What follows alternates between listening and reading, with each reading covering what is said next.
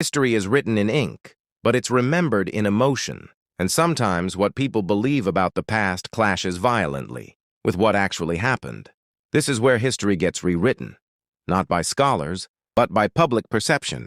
Again and again, collective memory has drifted away from documented truth, not because facts disappeared, but because stories were easier to remember than evidence. These moments usually begin with chaos, wars, crises, cultural shifts. When societies are under pressure, they don't look for accuracy. They look for meaning. Simpler explanations spread faster.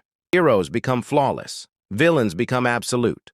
Complex events collapse into slogans. And once a narrative takes hold, it starts to feel like truth, even when records say otherwise. Over time, repetition does the rest. Textbooks simplify.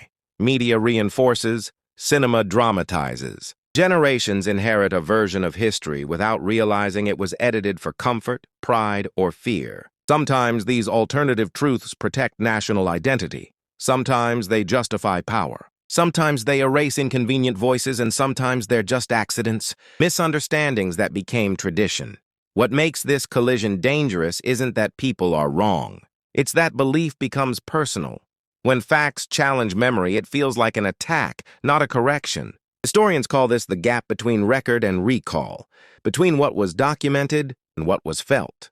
And the wider that gap grows, the harder it becomes to bridge. Rewriting history doesn't always involve lies. Often, it's about omission. What gets left out, what gets emphasized, what gets repeated, until alternatives fade into silence. And yet, truth has a habit of resurfacing. Through declassified documents, through forgotten archives, through voices history tried to mute. When public perception finally clashes with established facts, societies face a choice: update the story or defend the myth. Because history isn't just about the past, it's about identity.